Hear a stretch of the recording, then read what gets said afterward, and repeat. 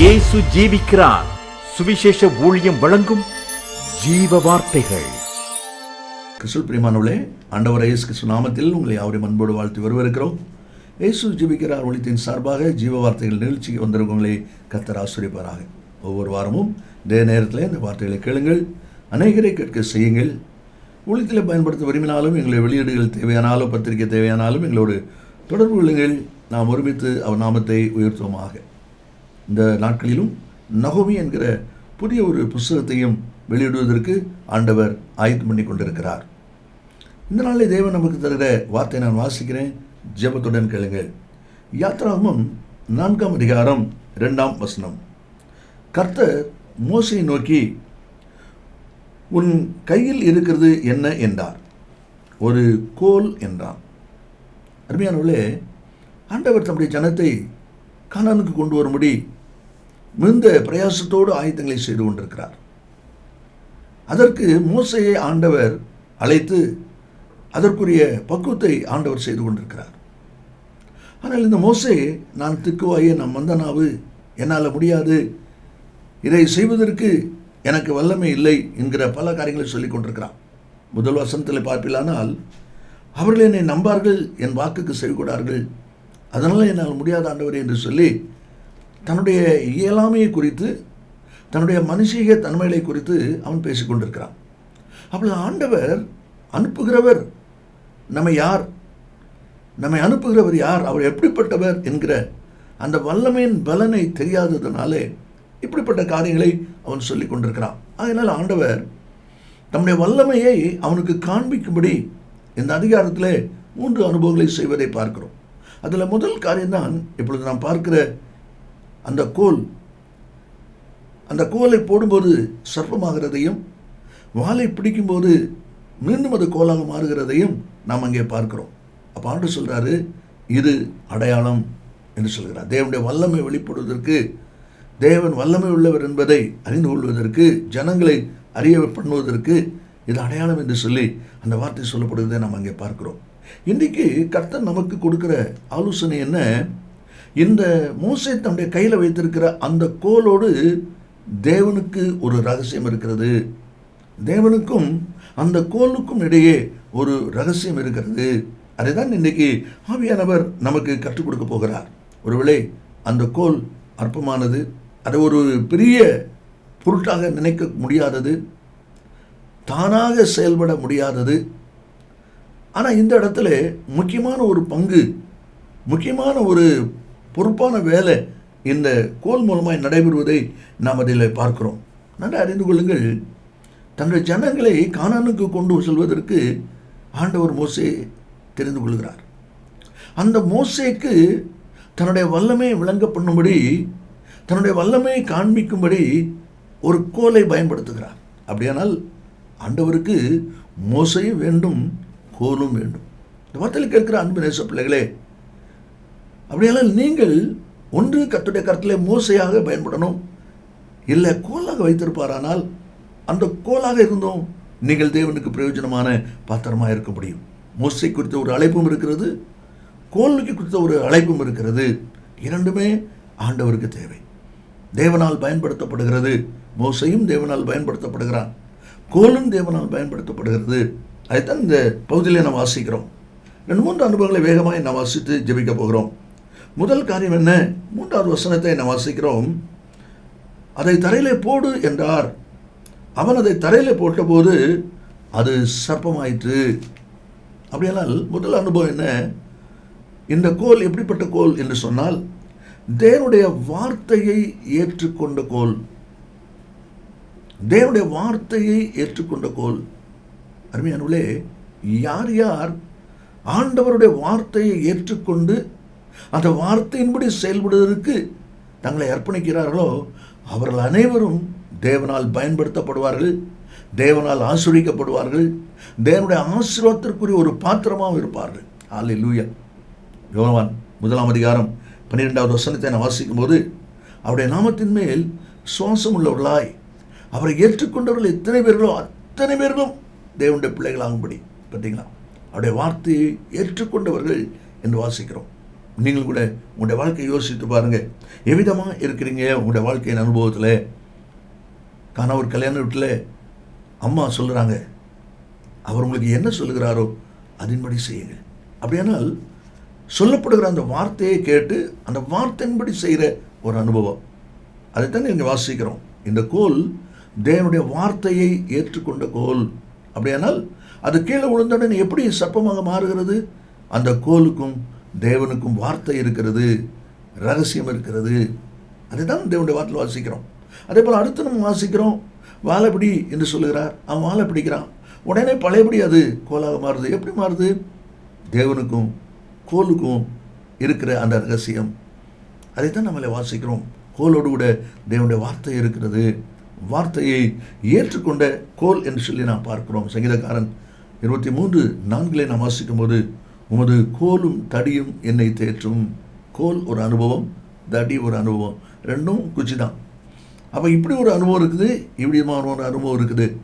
எந்த அனுபவமானாலும் வார்த்தையை ஏற்றுக்கொள்ளுகிற அனுபவம் மிக மிக முக்கியம். ரெண்டாவதாக 3வது வசனத்தை நாம் வாசிக்கும் போது அதில் சொல்லப்பட்டிருக்கிறது, அது கீழே விழுந்த உடனே சர்ப்பமாய் விட்டதை நாம் அங்கே பார்க்கிறோம். அதே போல் திரும்ப அவன் வாழை பிடிக்கும்போது கோல் ஆகிறதையும் நாம் அங்கே பார்க்கிறோம். அப்படியெல்லாம் என்ன ஒரு அனுபவம்? மோசேக்கு தன்னுடைய வல்லமையை காண்பிக்கணும், அழைத்திருக்கிறவர் எப்படிப்பட்டவர் என்பதை தெரியப்படுத்தணும். அதுக்கு தான் இந்த கோலை பயன்படுத்தி கொண்டிருக்கிறார். அப்படியானால் தேவனுடைய சித்தம் செய்யும் கோல், தேவனுடைய சித்தம் செய்யும் கோல். இந்த வார்த்தை கேட்கிற அன்பு நேச பிள்ளைகளே, ஒருவேளை நீங்கள் ஒரு மோசையாக அழைக்கப்படாவிட்டாலும் ஒரு கோலாக நீங்கள் அழைக்கப்பட்டிருக்கலாமே. அப்படியானால் தேவனுடைய சித்தம் செய்கிற கோல் தானா என்பதை யோசித்து பாருங்கள். ஆண்டவர் வேறு எதையுமே நம்மிடத்தில் விரும்பலை, கேட்கல. என் சித்தத்தின்படி செய்கிறவனே அல்லாமல் தேவனுடைய சித்தம் செய்யும்படி நாம் அழைக்கப்பட்டிருக்கிறோம். அதுதான் தேவன் விரும்புகிற ஒரு காரியம். தேவனுடைய சித்தம் செய்கிற ஒரு கோல் என்று சொல்லி அதில் வாசிக்கிறோம். அப்போஸ்தலர் 9:6 சவுல் அழைக்கப்பட்ட பொழுது அவன் கேட்குறான், ஆண்டவரே நான் என்ன செய்ய சித்தமாக இருக்கிறேன். மிக முக்கியமான காரியம். தேவனுடைய பிள்ளைகள், அழைக்கப்பட்ட தெரிந்து கொள்ளப்பட்ட பிள்ளைகள், அல்லது கர்த்தர் என்னை பயன்படுத்த வேண்டுமே என்று சொல்லி எதிர்பார்ப்போடு காத்திருக்கிற பிள்ளைகள் தேவனுடைய சித்தம் செய்வதிலே சரியாக இருக்க வேண்டும். தேவனுடைய சித்தத்தை அறிந்து அதை நிறைவேற்றுகிற விஷயத்தில் நீங்கள் சரியாக இருக்க வேண்டும். அதை தான் தேவனுடைய வார்த்தையில் வாசிக்கிறோம். சாமுவேலுக்கு ஆண்டவர் அழைப்பு கொடுக்கும்போது சாமுவேலே சாமுவேலுன்னு கூப்பிடுகிறார். அவன் 7 இடத்துல போய் கேட்குறான். கடைசியில் அதில் சொல்லப்பட்டிருக்க அவன் சொல்கிறான், கர்த்தாவே சொல்லும், அடியேன் கேட்கிறேன். ஆண்டவரே நீ சொல்லும், அடியேன் கேட்கிறேன். சித்தம் செய்யும் கோல், அதை தான் தேவனுடைய வார்த்தையில் நாம் வாசிக்கிறோம். 2 ராஜாக்கள் 6வது அதிகாரத்தில் தீர்க்கதரிசி புத்திரர் மரவட்ட போன இடத்துல கோடரி கலந்து விழுந்து விட்டதே, தண்ணிக்குள்ளே விழுந்து விட்டது. அப்பொழுது ஒரு கொம்பை வெட்டி தண்ணீரில் போட்ட உடனே எறும்பு மிதக்கிறது. பார்த்தீங்களா? அப்போது தேவனுடைய சித்தம் செய்யும் கோல். தேவனுடைய பிள்ளைகளை நாமும் இந்த கோலுக்கு எப்படி தேவனோட ஒரு உடன்படிக்கை, ஒரு ரகசியம் இருக்கிறதோ, தேவனுடைய சித்தத்தை செய்கிற ஒரு கோலாக அது இருக்கிறதோ, அதே போல் நீங்களும் நானும் தேவனுடைய சித்தம் செய்கிற நபராக இருப்போமானால் நிச்சயமாய் நாம் தேவனால் பயன்படுத்தப்படுவோம் என்பதில் சந்தேகமே இல்லை. 3வது ஒரு அனுபவமாக நாம் வாசிக்கிறோம். 5ஆம் வசனத்தில் அதில் சொல்லப்பட்டிருக்கிறது, ஆபிரகாமின் தேவனும் ஈசாக்கின் தேவனும் யாக்கோபின் தேவனுமாக இருக்கிற தங்கள் பிதாக்களுடைய தேவனாகிய கர்த்தர் உனக்கு தரிசனமானதை அவர்கள் நம்புவதற்கு இதுவே அடையாளம். அவர்கள் என்னை நம்ப மாட்டாங்க, அவர்கள் என்னை ஏற்றுக்கொள்ள மாட்டாங்கன்னு சொல்லி கொண்டிருக்கிறியே, இது அடையாளம். அப்படிங்களா? அப்படியானால் தேவ வல்லமையை வெளிப்படுத்திய கோல், அல்லது தேவன் தமது வல்லமையை வெளிப்படுத்தும்படி பயன்படுத்திய கோல்.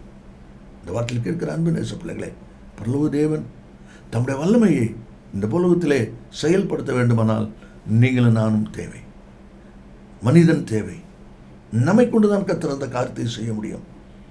இந்த கோல் தேவனுடைய வல்லமையை வெளிப்படுத்திய ஒரு கோல் என்பதை நாம் அதில் பார்க்கிறோம். ஏனென்றால் அவன் வச்சிருந்த கோல் அவனுக்குரியது. இத்தனை ஆண்டுகள் இருந்தது. ஒருவேளை இலை பறிக்கும் போது, கொலை பறிக்கும் போது எத்தனை தடவை கீழே போட்டிருப்பான், கீழே விழுந்திருக்கும். இதுக்கு முன்னே என்னைக்காவது இந்த கோல் கீழே விழுந்த உடனே சர்ப்பமாக மாறுச்சா?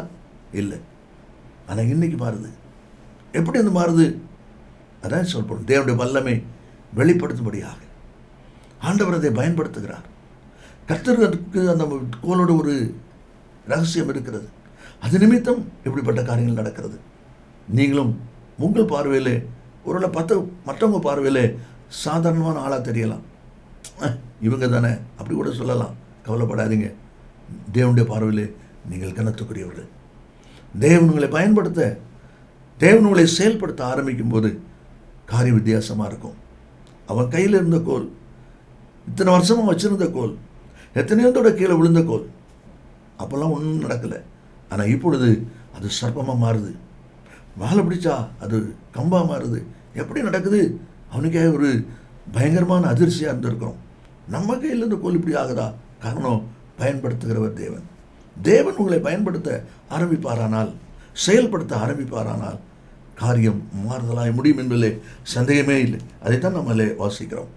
கடைசியாக அந்த 3வது வசனத்தை ஒரு முறை கூட வாசிப்போம். ஆண்டவர் அவனை பார்த்து சொல்கிறார், கோலை தரையிலே போடு. அவன் அதை தரையில் போட்டபோது அது சர்ப்பமாயிற்று. மோசே அதற்கு விலகி ஓடினான். கடைசி அனுபவம், மோசேயை உணர வைத்த கோல். மோசேயை உணர வைத்த கோல். நாம் ஆண்டவர் எப்படிப்பட்டவரோ என்று தெரியாதபடி, அவருடைய வல்லமை தெரியாதபடி நாம் இருந்தோமே. ஆனால் இப்பொழுது செய்கிற இந்த காரியம், செயல்படுத்தப்படுகிற இந்த காரியம் பார்க்கும்போது அவனுக்கே அவனை அறியாத ஒரு ஆச்சரியம், அவனை அறியாத ஒரு அதிர்ச்சியான ஒரு நிலை அங்கே உருவாகிறதை நாம் அதில் பார்க்கிறோம். இந்த வார்த்தையில் கேட்கிற அன்பு நேச பிள்ளைகளே, மோசையை அந்த கோல் உணர வைக்கிறது என்று சொல்லி நாம் அதில் பார்க்கிறோம். தன்னை உணர்ந்து பார்க்கும்படியான ஒரு காரியத்தை செய்வதை நாம் அதில் பார்க்கிறோம். 2 ராஜாக்கள் 2ஆம் அதிகாரத்தை நாம் வாசிக்கும் போது எலியாவும் எலிசாவும் பேசிக்கொண்டே போகிறார்கள். எலியா சொல்கிறான், நீ இரு, கர்த்தரை அனுப்புகிறார். இல்லை நானும் கூட வருவேன். நீ இரு, கர்த்தரை நான் அனுப்புகிறார். இல்லை நானும் வருவேன். நீ இரு, கர்த்தரை என்னை யோர்தானுக்கு அனுப்புகிறார். இல்லை நானும் வருவேன். அதே சம்பாஷணை வருது. யோர்தான்ட்டு வந்த உடனே சால்வே முறுக்கி அடிக்கிறான். தண்ணி பிளக்குது. 2 பேரும் அந்த பக்கம் போகிறாங்க. எரியோவில் தீர்க்கதரிசி புத்திரை பார்த்துக்கிட்டே இருக்கிறாங்க. இது எல்லாத்தையும், இவங்க போகிறதையும், யோர்தான் நதியை பிளக்கிறதையும், அந்த பக்கம் போகிறதையும், என்ன நடக்குதுன்னு சொல்லி இவங்க பார்த்துக்கிட்டே இருக்கிறாங்க. கடைசியில் அவன் கேட்குறான், உனக்கு என்ன வேணும்? உங்களுடைய ஆவின் வரம் ரெட்டிப்பாக வேணும். நான் ஆண்டவர் எடுத்துக்கொள்ளும் போது நீ பார்த்தா தான் கிடைக்கும். அதே போல் அவன் எடுத்துக்கொள்ளும் போது இஸ்ரவேலுக்கு ரதமும் குதிரையும் இருந்தவரேன்னு சொல்லி சத்தம் போடுகிறத நம்ம அதில் பார்க்குறோம். சால்வை கீழே வருது. அந்த சால்வை எடுத்துக்கொண்டு எலியாவின் தேவன் எங்கேன்னு சொல்லி அடிக்கிறான். அதே போல் நதி பிளக்கிறது, இந்த பக்கம் வர்றான். ஜனங்கள் என்ன சொல்கிறாங்க பாருங்கள். 15ஆம் வசனத்தில் எலியாவின் ஆவி எலிசாவின் மேல் இறங்கியிருக்கிறது. எலியாவின் ஆவி எலிசாவின் மேல் இறங்கியிருக்கிறது என்று சொல்வதை பார்க்கிறோம். அப்படியானால் அந்த ஜனங்களுக்குள்ளே இதுவரைக்கும் எலிசாவை யார் எப்படி நினச்சாங்களோ தெரியாது. ஆனால் இப்போது எல்லாரும் அவனுக்கு வணக்கம் செலுத்தவும், அவனை கனப்படுத்தவுமா இருக்கிறதை நம்ம அதில் பார்க்கிறோம். அதே போல் இந்த வசனத்தில் சொல்லப்பட்டிருக்கிறது, மோசையை தேவனுடைய வல்லமை குறித்த உணர்வை உண்டாக்கின ஒரு கோல். அதை தான் இந்த வசனத்தில் வாசிக்கிறோம். அன்பு நேச பிள்ளைகளே, ஆண்டவருக்கு மோசை தேவை மாத்திரமல்ல, அவனை தம்முடைய வல்லமை வெளிப்படுத்துவதற்கு ஒரு கோல் தேவை. இந்த வார்த்தைக்கு இருக்கிற நீங்கள் கூட ஒருவேளை மோசை போல என்னை ஆண்டு பயன்படுத்தவில்லையே என்கிற ஒரு இயக்கம் இருப்போனாலும் ஒன்றை தெரிந்து கொள்ளுங்கள். உங்களை கோலாக வைத்திருப்பாரானால் அதுவே தேவனால் பயன்படுத்தப்பட முடியும் என்பதை நீங்கள் மறந்து போகக்கூடாது. அதான் இல்லை வாசிக்கிறோம். தேவனுடைய வார்த்தையை ஏற்றுக்கொண்ட கோல், தேவனுடைய சித்தம் செய்யும் கோல், தேவனுடைய வல்லமை வெளிப்படுத்திய கோல், அல்லது தேவன் தம்முடைய வல்லமை வெளிப்படுத்த பயன்படுத்திய கோல், மோசை உணர வைத்த கோல். நீங்கள் யாராக இருக்கிறீர்கள்? நாம் ஜெபிப்போமா? இயேசு சீக்கிரம் வரப்போகிறார். நல்ல பிதாவே, உம்மை நன்றியோடு துதிக்கிறோம். உம்முடைய வார்த்தை ஆமென்றும் ஆமென்னும் இருப்பதற்காக ஸ்தோத்திரம். மோசை குறித்து ஒரு அழைப்பும் இருக்கிறது. மோசையை வழிநடத்த, வல்லமையை வெளிப்படுத்த கோல் தேவன் பயன்படுத்துகிறேன். அதை உணர்ந்து நாங்கள் செயல்பட கர்த்தர் உதவி செய்யும். கர்த்தர் இயேசுவின் நாமத்தில் பிதாவே, ஆமென் ஆமென். கர்த்தர் உங்களை ஆசீர்வதிப்பாராக. ஆமென். மேலும் விவரங்களுக்கும் உங்கள் ஜெப தேவைகளுக்கும் நீங்கள் எங்களோடு தொடர்பு கொள்ள வேண்டிய முகவரி, ஜீசஸ் லிவ்ஸ் காஸ்பல் மினிஸ்ட்ரீஸ், சகோதரர் John M Jeyaraj, 123A Dohnavur road, Mavadi, Nellai மாவட்டம், தென்னிந்தியா 627107. செல்போன் 9443113292.